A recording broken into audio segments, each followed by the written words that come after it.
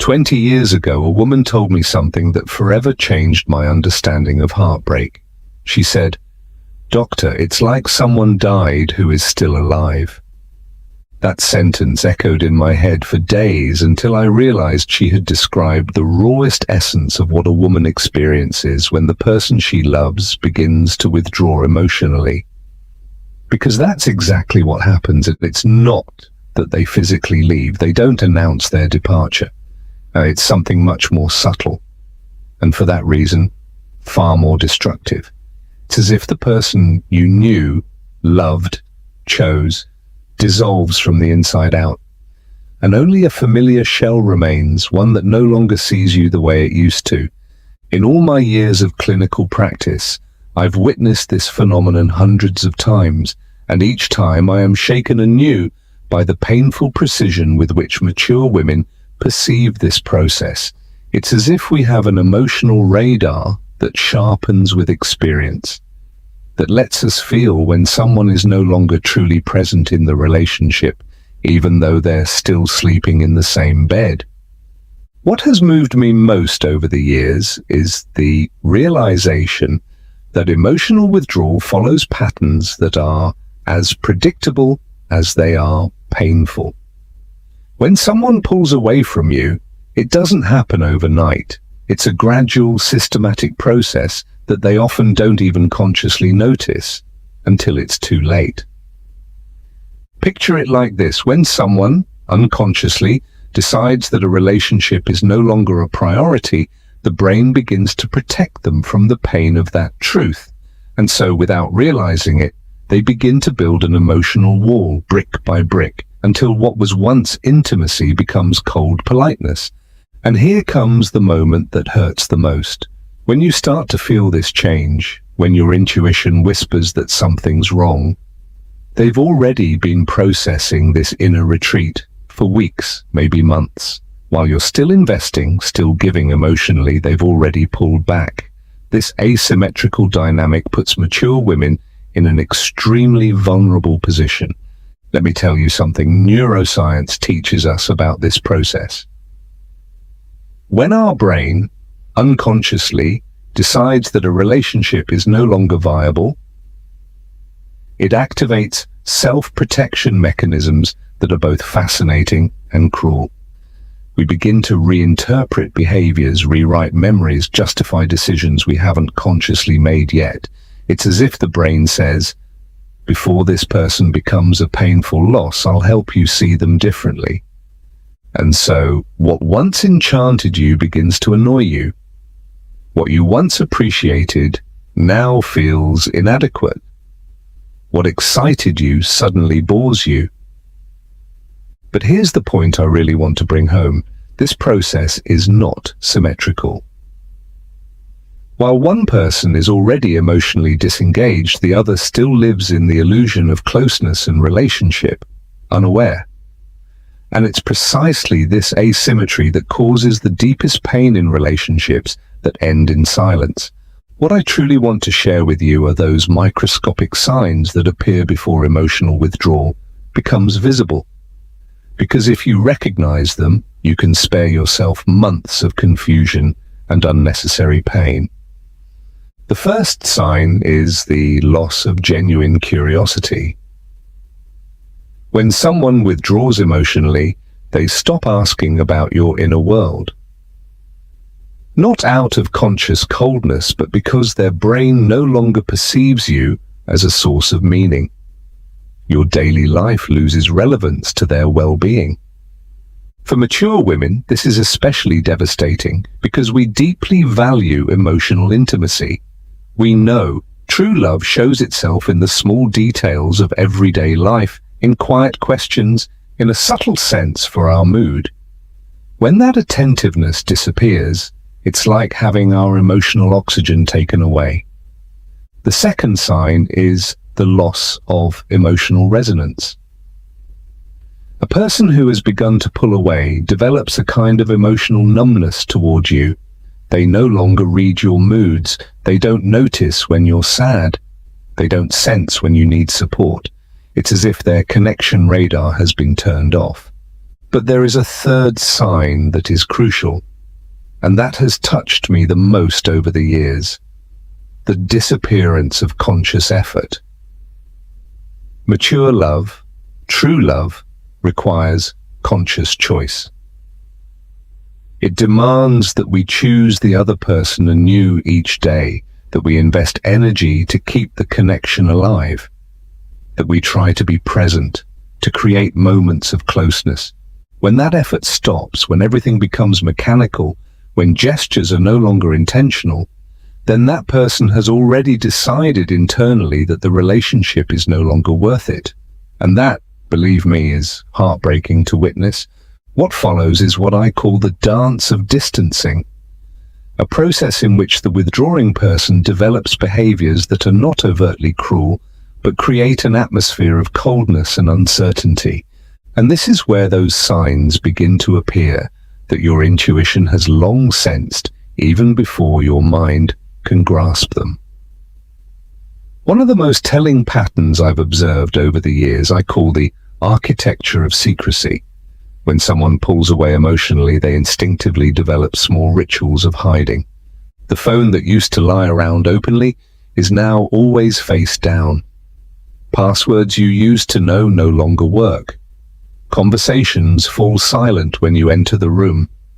Laughter stops as soon as you show up. This isn't paranoia. It's your nervous system detecting inconsistencies, picking up clues your conscious mind isn't ready to process.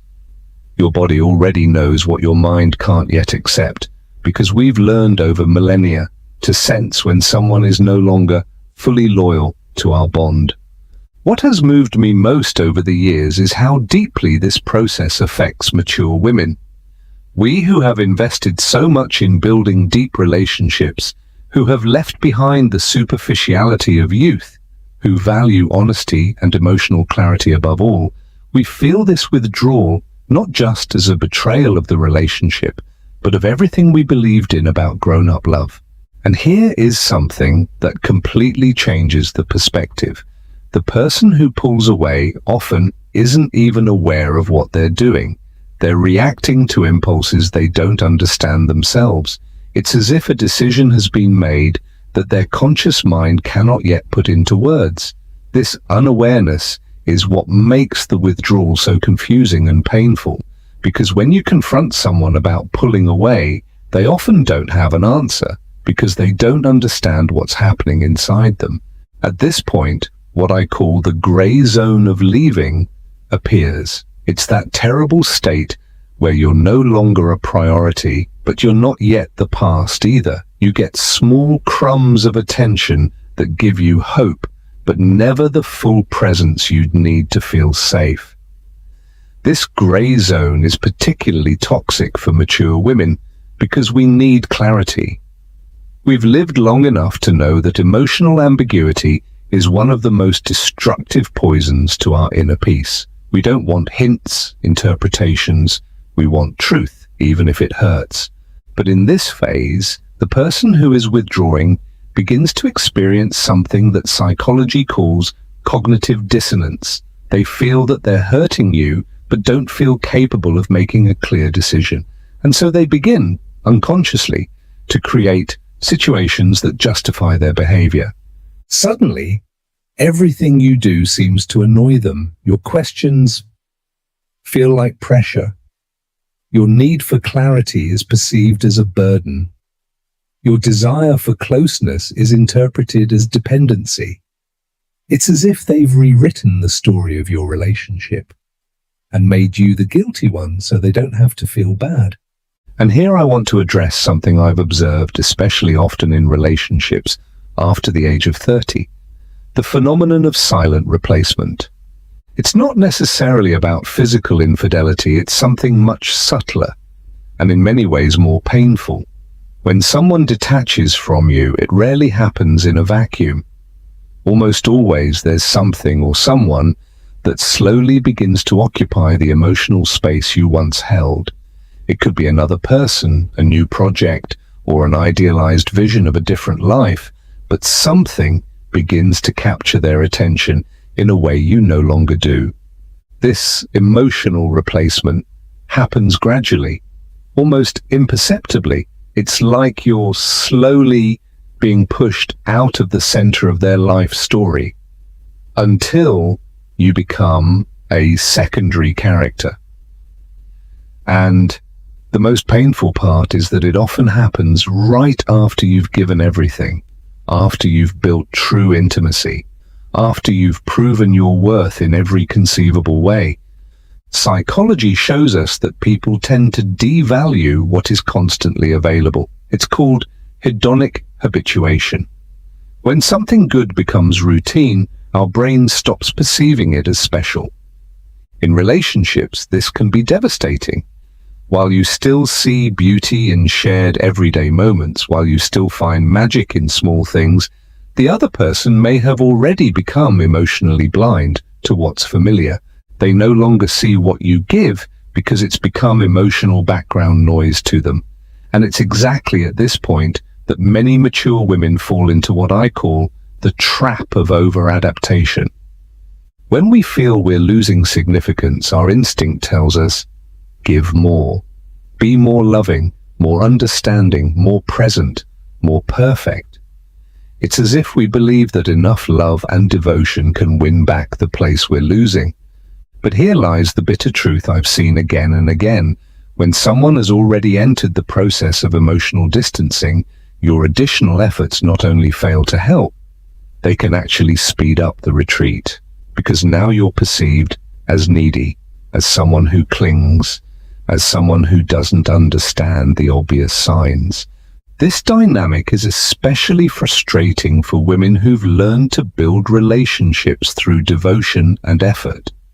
We were taught that love is shown through actions, that connection grows through presence, that problems are solved through communication and effort. But if someone is already emotionally absent, all these tools not only lose their power, they can even backfire. Here lies one of the most painful aspects of this process, the emotional isolation that arises when you realize you're fighting alone for a relationship the other person has already given up on internally. It's that cruel feeling of waging a battle in which you're the only soldier. But let me share something I've learned from decades of observation.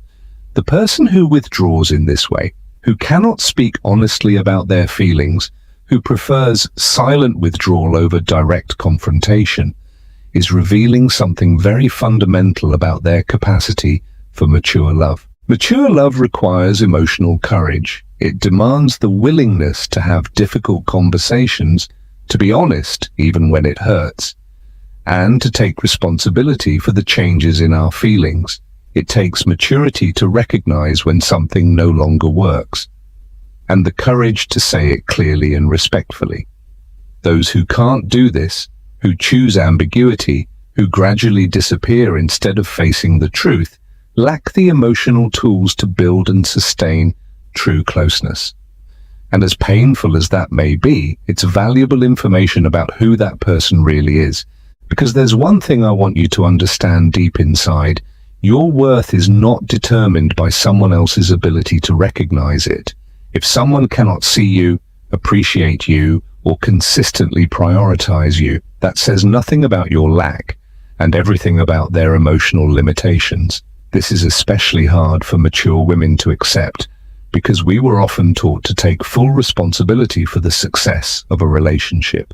We were made to believe that something only fails if we didn't do enough, love enough, show enough patience.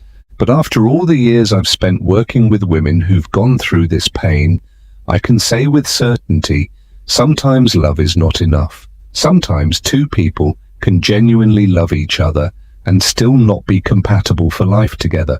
And sometimes the other person simply doesn't have the emotional capacity to hold the depth you are willing to give. That insight is not cynicism, it's wisdom. It's the difference between clinging to something that's already over and choosing to protect your emotional dignity. It's the difference between staying where you're not valued and walking away to be seen where you truly belong. Let me leave you with something essential for your healing process, the concept of emotional sovereignty. It means the ability to recognize that your inner balance must not depend on the actions or decisions of another person. It means you can love someone with all your heart and still choose not to stay in a place where that love is not reciprocated. Emotional sovereignty does not mean becoming cold or unfeeling.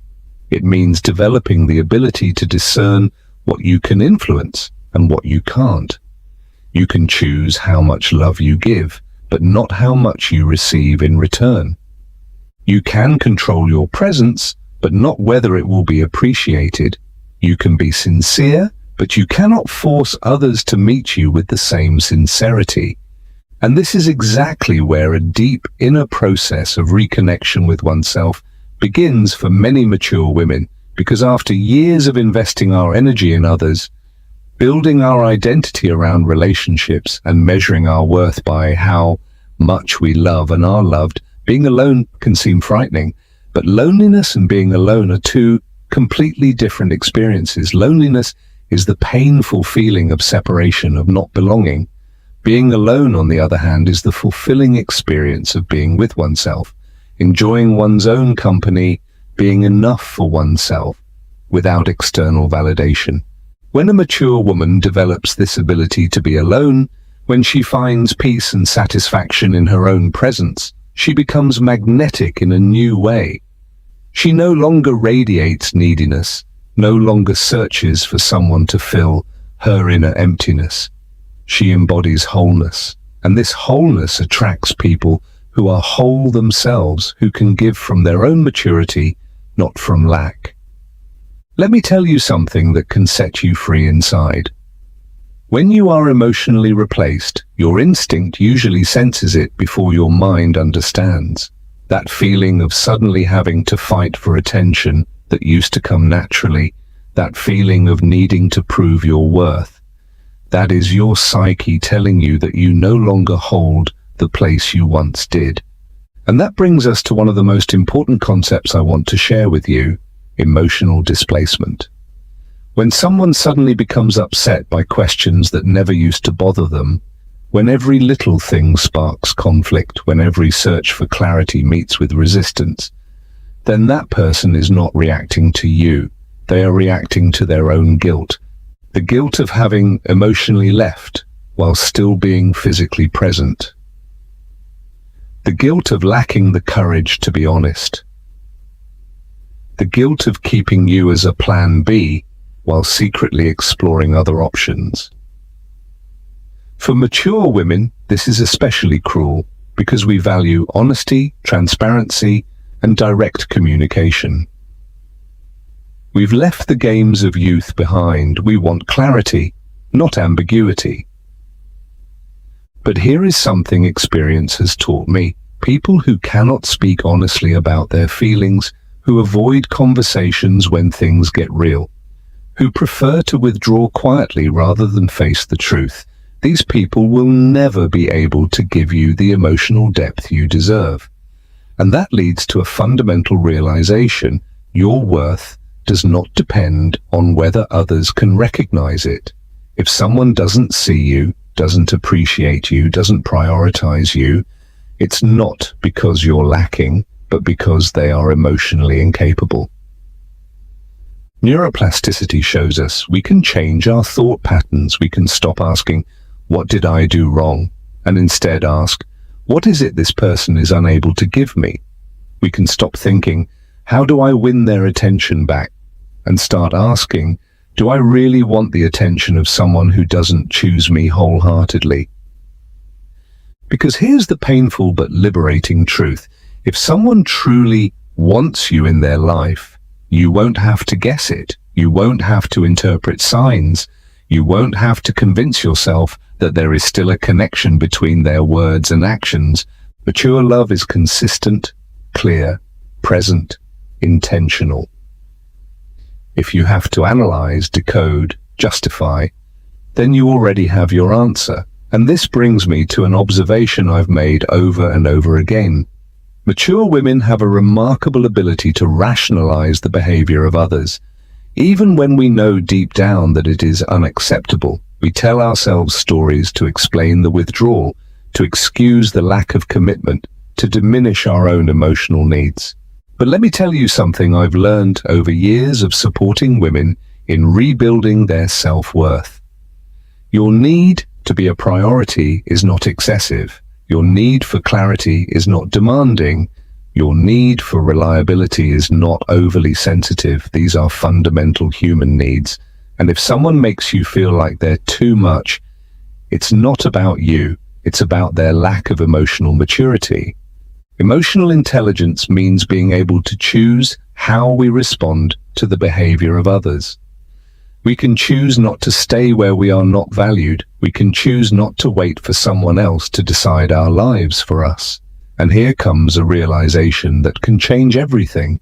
Walking away is not giving up. It is self-protection. It is the decision to put your dignity above the hope that someone will change. It is the acknowledgement that you deserve more than emotional crumbs.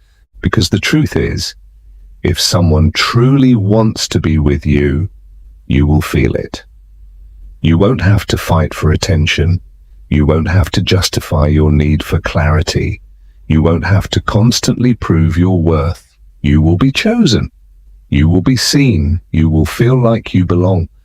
And if you don't feel that way, if you feel like you're walking on eggshells, if your heart has become invisible, then it's time to honestly ask yourself, do you really want to keep investing in someone who no longer invests in you? Mature self-worth does not mean convincing others of your value. It means knowing your value and only allowing people into your life who recognize it too. Because at the end of the day, love is not something you should have to chase. True love comes to you when you are aligned with your own worth. And that alignment, that clarity, that strength, they are in your hands. It is your decision. And believe me, after decades of witnessing human transformation, I can tell you, nothing is more powerful than a woman who knows her worth and doesn't negotiate it. That woman is you, that woman you can become. You just need the courage to see yourself as you truly are. Enough. Valuable. Worthy of a love that never makes you question yourself. A love that chooses you every single day, without doubt, without conditions, without competition. Because that is what you deserve, and that is what exists. You just need the courage to stop settling for less.